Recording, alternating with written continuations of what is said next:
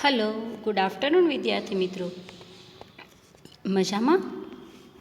હું આરતી આપ સૌ વિદ્યાર્થી મિત્રોનું ફરી એક વખત શ્રી આર.એચ. કોટક પ્રાઇમરી સ્કૂલના ઓનલાઈન એજ્યુકેશનમાં સ્વાગત કરું છું.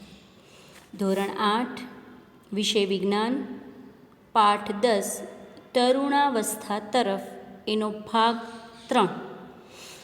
આ પ્રકરણમાં આપણે ભાગ 1 અને ભાગ 2 એ જોઈ ગયા. એક વખત માહિતી આપું તો આપણે ભાગ 1 અને 2માં તરુણાવસ્થા અને યૌવનારંભ એટલે શું, યૌવનારંભમાં થતા ફેરફારો અને આ સમયગાળા દરમિયાન શારીરિક આકારમાં થતો બદલાવ, અવાજમાં થતો બદલાવ, કંઠનળીમાં થતો બદલાવ, એ બધું જ આપણે ભાગ 1 અને 2માં જોઈ ગયા. હવે જોઈએ ભાગ 3. તો ભાગ 3માં પ્રસ્વેદ અને તૈલી ગ્રંથિઓની ક્રિયાશીલતામાં વધારો એટલે કે increased activity of sweat and sebaceous glands. હવે જો પ્રસ્વેદ અને તૈલી ગ્રંથિઓનો સ્ત્રાવ એટલે કે તરુણાવસ્થામાં વધી જાય છે, એટલે કે ચીકણો પદાર્થ, આ ગ્રંથિઓની વધારે પડતી ક્રિયાશીલતાને કારણે કેટલીક વ્યક્તિઓના ચહેરા પર ફોલ્લીઓ અને ખીલ વગેરે થઈ જાય છે. જો આપણે ઘણી વખત એવું સાંભળીએ છીએ કે તમારી જ્યારે આ ઉંમર હોય એમાં ફેસ ઉપર ખીલ થાય, ફોલ્લીઓ નીકળે એટલે ઘરમાં શું કે હવે જુવાન થયો આવું કહે છે ને, અથવા હવે મોટો થયો, આવા શબ્દોનો પ્રયોગ થાય છે. શું કામ? કારણ કે એ સમયગાળા દરમિયાન આપણા શરીરમાં તૈલી ગ્રંથિઓનો સ્ત્રાવ એ વધી જાય છે. ચીકાસવાળું લિક્વિડ આપણા શરીરમાં વધી જાય છે, તેનો સ્ત્રાવ એટલે કે બહાર નીકળે છે અને એ દરમિયાન આપણા ચહેરા ઉપર ફોલ્લીઓ અને ખીલ, દરેકને નહીં પણ પોતાના જનીનના આધારે હોય, શારીરિક બદલાવ બધાના અલગ અલગ હોય, એટલે અમુક વ્યક્તિઓને ફોલ્લીઓ દેખાય છે અને અમુક વ્યક્તિઓને નથી દેખાતી. પ્રસ્વેદ ગ્રંથિઓ, તેલ ગ્રંથિઓ તથા લાળ ગ્રંથિઓ જેવી કેટલીક ગ્રંથિઓ પોતાનો સ્ત્રાવ વાહિનીઓ એટલે કે નળીઓ દ્વારા કરે છે. અંતઃસ્ત્રાવી ગ્રંથિઓ અંતઃસ્ત્રાવોને સીધા રુધિર પ્રવાહમાં મુક્ત કરે છે, એટલે કે બ્લડ સર્ક્યુલેશન જે થતું હોય, એનો જે પ્રવાહ જતો હોય એમાં જ અંતઃસ્ત્રાવી ગ્રંથિઓ છે પોતાના અંતઃસ્ત્રાવોને એમાં મુક્ત કરે છે. આથી તેને નલિકા વિહીન એટલે કે એના રુધિરમાં જે અંતઃસ્ત્રાવી ગ્રંથિઓ પોતાનો પ્રવાહ સીધો મુક્ત કરે છે, માટે અંતઃસ્ત્રાવી ગ્રંથિઓ છે એને કોઈ નલિકા હોતી નથી, એટલે કે નલિકા વિહીન ગ્રંથિઓ પણ કહેવામાં છે. આમાં પ્રશ્ન આપણે પૂછી શકીએ કેવી ગ્રંથિઓને નલિકા વિહીન ગ્રંથિઓ કહી શકાય? તો કે અંતઃસ્રાવી ગ્રંથિઓને. ત્યાર પછી જોઈએ આપણે પ્રજનન અંગોનો વિકાસ.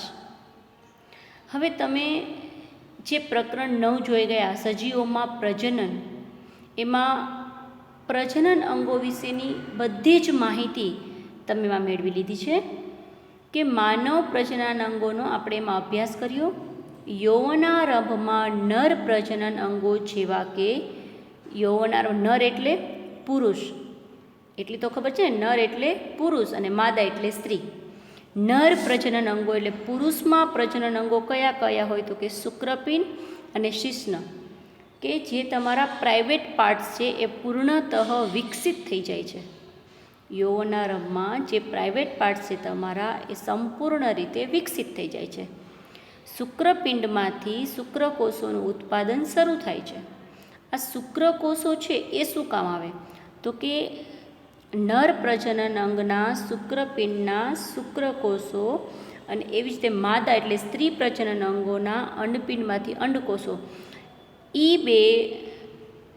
બે જ્યારે મળે છે શુક્રકોષો અને અંડકોષો, ત્યારે એમાં પ્રજનન ક્રિયાનો અનુભવ થાય છે. શુક્રકોષોનું ઉત્પાદન શરૂ થઈ જાય છે. છોકરીઓમાં અંડપિંડ કદમાં વધે છે તથા અંડકોષો પરિપક્વ થવા લાગે છે. અંડપિંડમાંથી અંડકોષોનું મુક્ત થવાનું શરૂ થઈ જાય છે. બરાબર છે? એટલે કેવી રીતે નર પ્રજનન અંગો કયા છે, માદા પ્રજનન અંગો કયા છે, શુક્રકોષોનું અને અંડકોષોનું ઉત્પાદન, શુક્રકોષોનું ઉત્પાદન શરૂ થઈ જાય છે અને અંડકોષો મુક્ત થવાનું શરૂ કરે છે.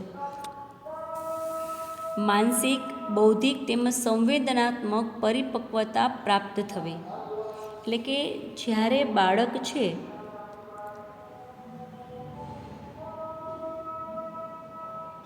જ્યારે બાળક આ અવસ્થામાં પ્રવેશે છે, તરુણાવસ્થામાં, ત્યારે માનસિક રીતે, બૌદ્ધિક એટલે બુદ્ધિની દ્રષ્ટિએ અને સંવેદનાત્મક એટલે એનામાં સંવેદન શક્તિ છે એ કેવી રીતે હોય છે, એમાં પરિપક્વતા કેવી રીતે પ્રાપ્ત થાય છે.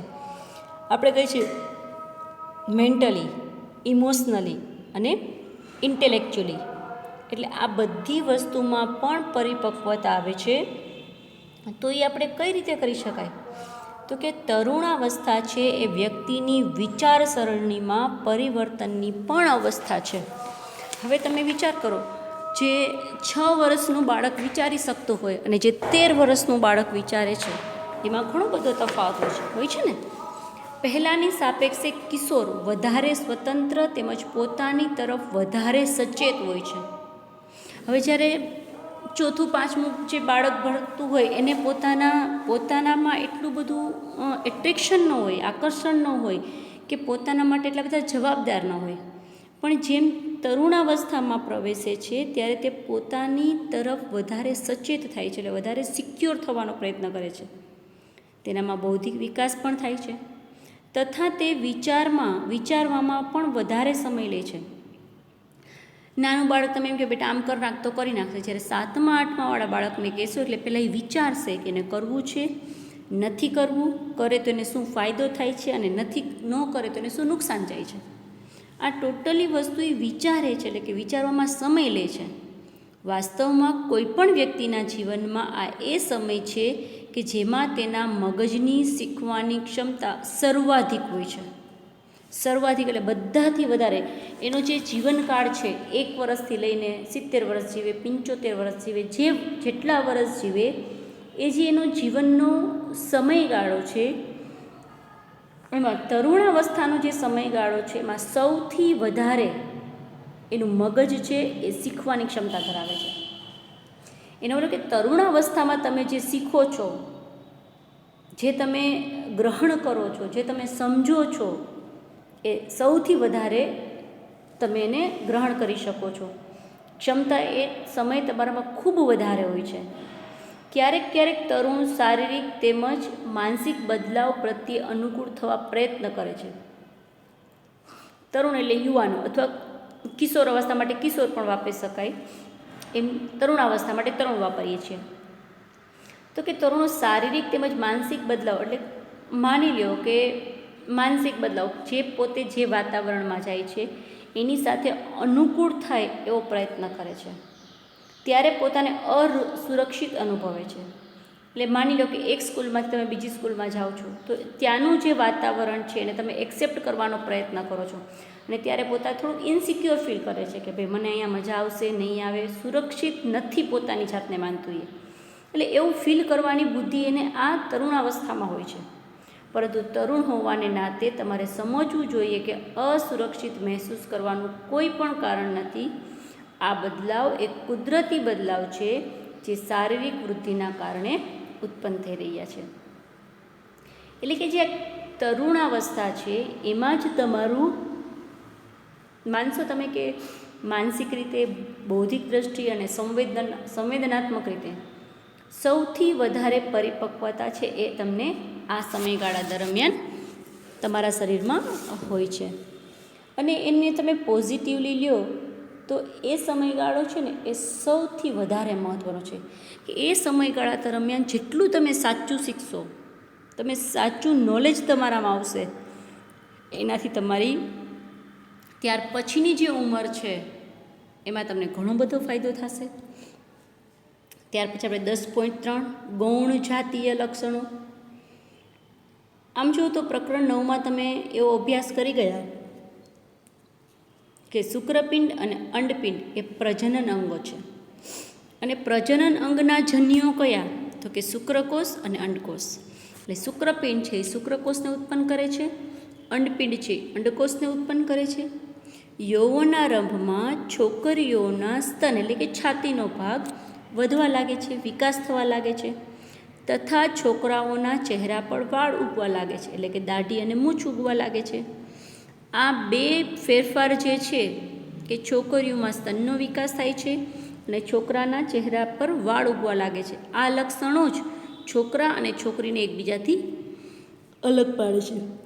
બાકી બે હાથ છે, બે પગ છે, એક નાક છે, બે આંખ છે, એક હોઠ છે, બરાબર. તો જાતીય લક્ષણો કે જાતિ કેમ અલગ પાડે, આ સ્ત્રી જાતિ છે, આ પુરુષ જાતિ છે, આવા લક્ષણોને જાતીય લક્ષણો કહે છે. એવા લક્ષણો કે જેનાથી છોકરા અને છોકરીઓની જાતિને અલગ કરી શકાય. છોકરા અને છોકરીઓ બંનેને બગલમાં તેમજ જાંઘ એટલે સાથળની ઉપરની તરફ અથવા પ્યુબિક જે પ્રાઇવેટ પાર્ટ્સ હોય એ પ્યુબિક વિસ્તારમાં પણ વાળ ઉગે છે. જો આ જાતીય લક્ષણો છે એટલે કે જાતીય મીન્સ કે સ્ત્રીમાં શું ફેરફાર થાય, પુરુષમાં શું ફેરફાર થાય, એ બંનેમાં સરખો જ ફેરફાર થાય એવું જરૂરી નથી. બેની જાતિ અલગ ક્યાંથી પડે છે, બરાબર, એ બધું જ તમને આ પાઠમાં સમજવા મળે છે.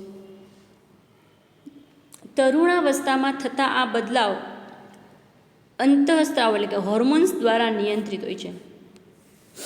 ઘણી વખત છોકરીઓને કંઈ પણ તકલીફ હોય શરીરમાં એટલે ઘરમાં પેરેન્ટ્સ પણ એવું કે, મમ્મી પણ એવું કે, બેટા તારા હોર્મોન્સ અત્યારે ચેન્જ થાય છે ને એટલે તને તકલીફ પડે છે. તો હોર્મોન્સ શું છે તો કે એક જાતનો અંતઃસ્ત્રાવ. કે અંતઃસ્ત્રાવ શું છે તો એક રાસાયણિક પદાર્થ છે. તે અંતઃસ્ત્રાવીય ગ્રંથિઓ અથવા અંતઃસ્ત્રાવી તંત્રો દ્વારા ઉત્પન્ન કરવામાં આવે છે.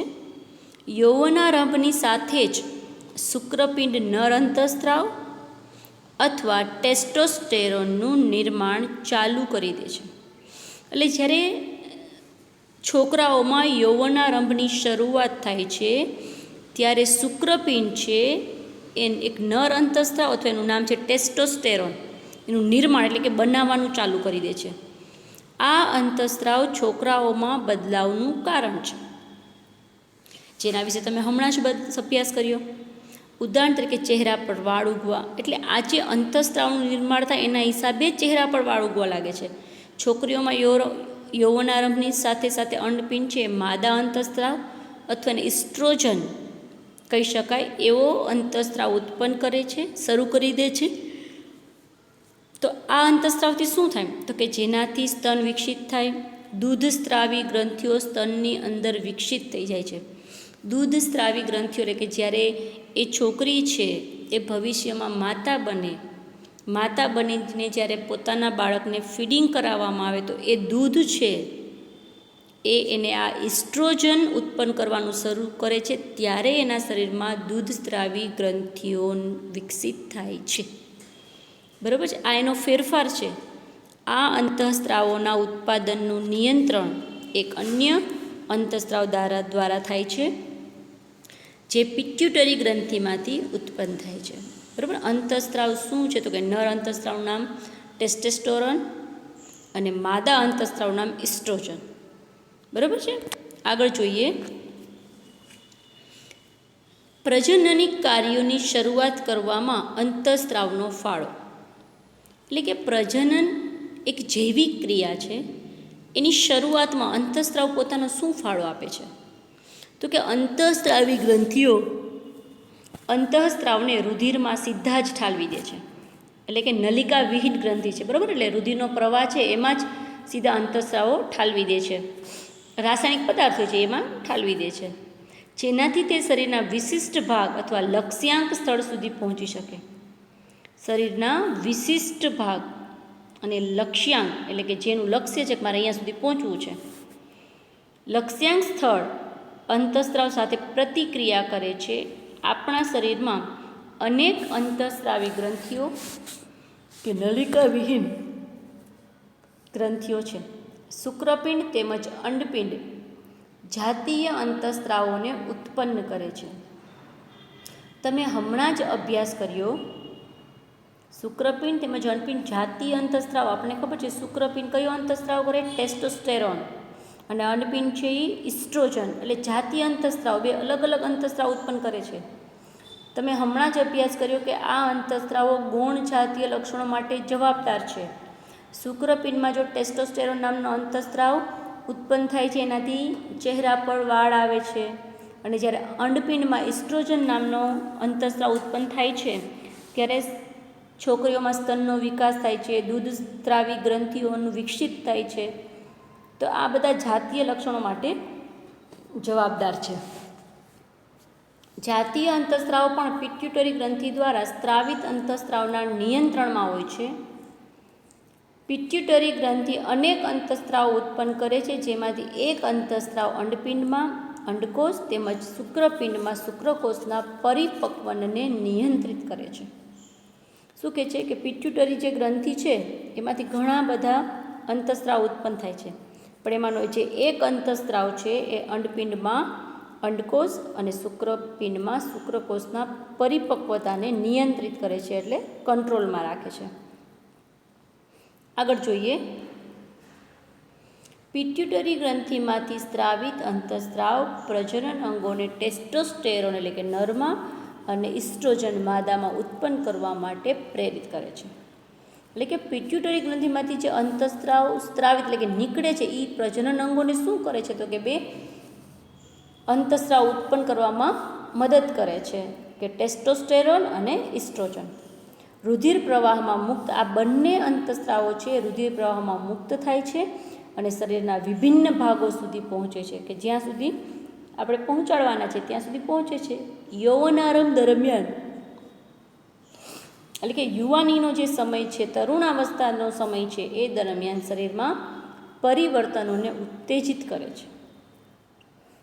ટૂંકમાં જે કાંઈ શારીરિક બદલાવ થાય છે, અવાજમાં બદલાવ થાય છે, પ્રજનન અંગોના વિકાસમાં બદલાવ થાય છે, નવા અંતઃસ્ત્રાવો શરીરમાં વિકસિત થાય છે, નવી ગ્રંથિઓ વિકસિત થાય છે, આ બધું જ છે બરાબર એ પિટ્યુટરી ગ્રંથિ છે એને ઉત્તેજિત કરે છે. હવે પહેલી અને બુઝો પણ સમજી ગયા છે કે યૌવનારંભ વ્યક્તિના પ્રજનન અવધિનો પ્રારંભ છે.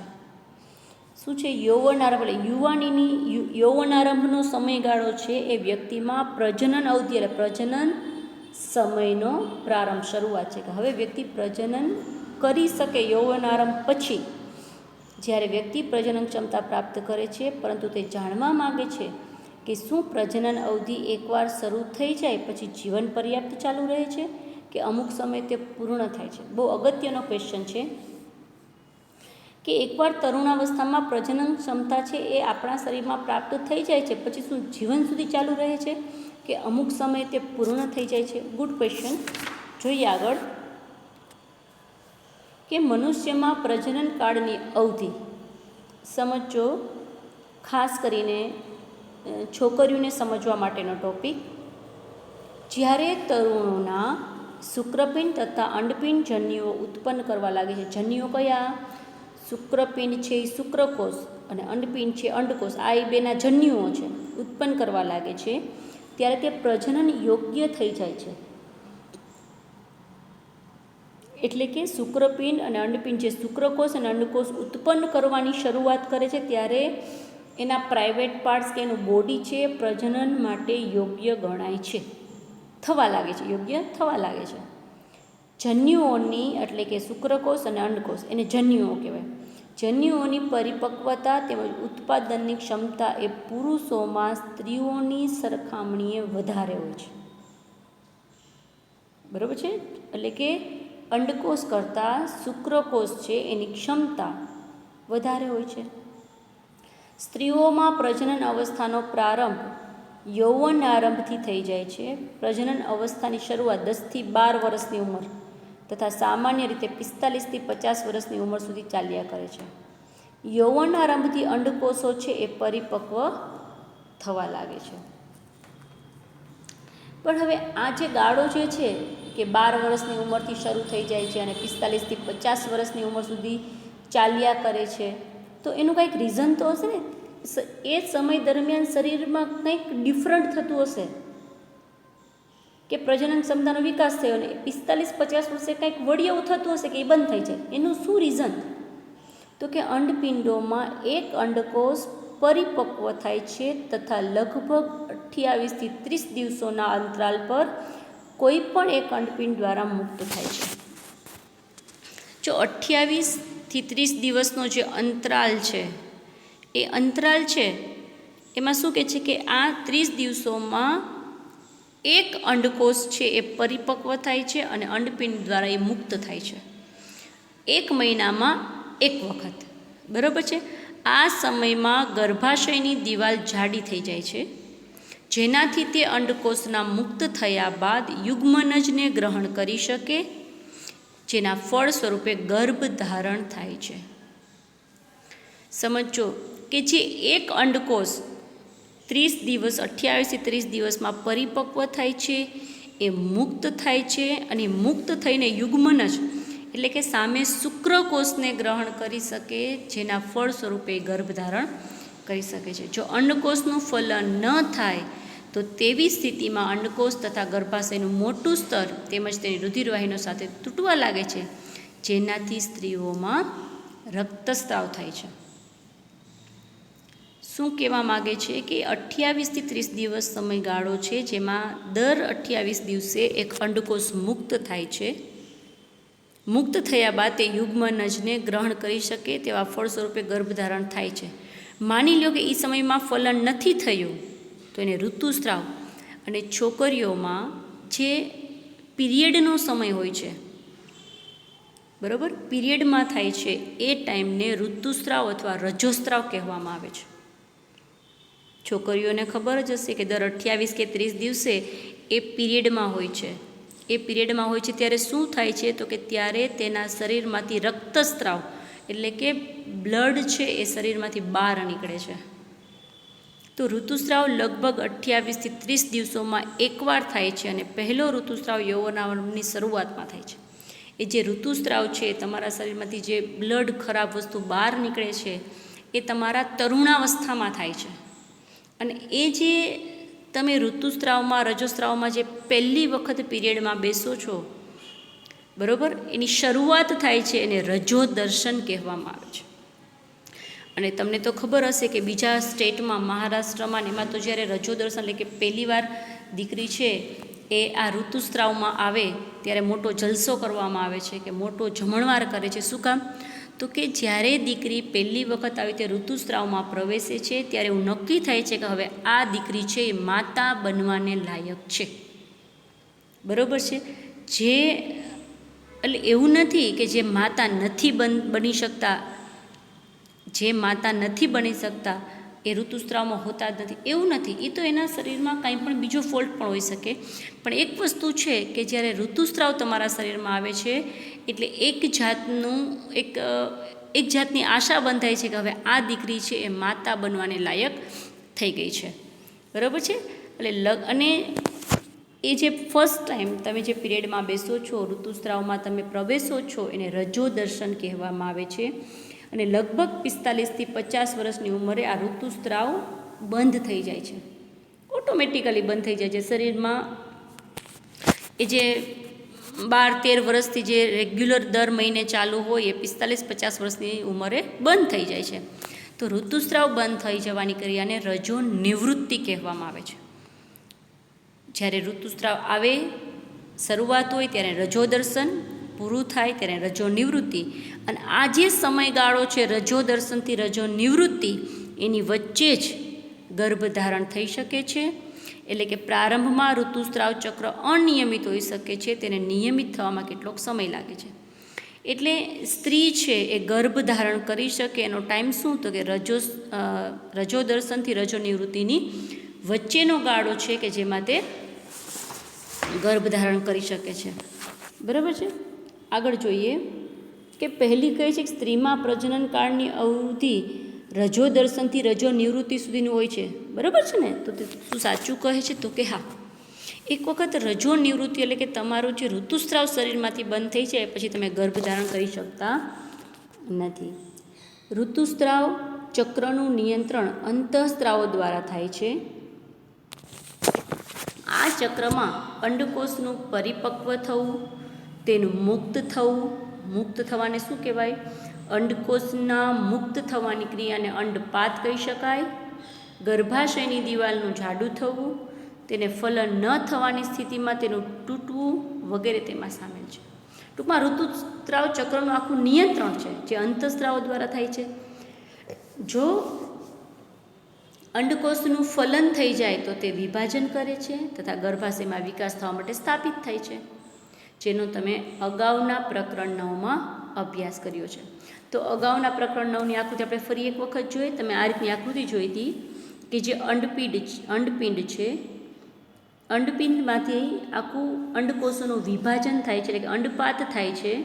ત્યાર પછી યુગ્મનજ, જો આવા કોષ જેવા યુગ્મનજ છૂટા પડે છે જે ગર્ભાશયમાં દાખલ થાય છે. ક્લિયર? હવે વિદ્યાર્થી મિત્રો, આપણે પ્રજનન કાળની અવધિ એ આપણે આ લેક્ચરમાં જોયું. હવે નેક્સ્ટ લેક્ચરમાં 10.6 થી શરૂઆત કરશું. સંતતિનું લિંગ નિશ્ચયન કેવી રીતે થાય છે. બરાબર છે? તો આ પ્રકરણમાં આપણે જેટલું સમજ્યા છીએ એ વિડીયોની સામે ટેક્સ્ટબુક પણ સાથે રાખજો, જેથી કરીને તમે વધારે સારી રીતે સમજી શકશો. Okay, bye, all the best, take care.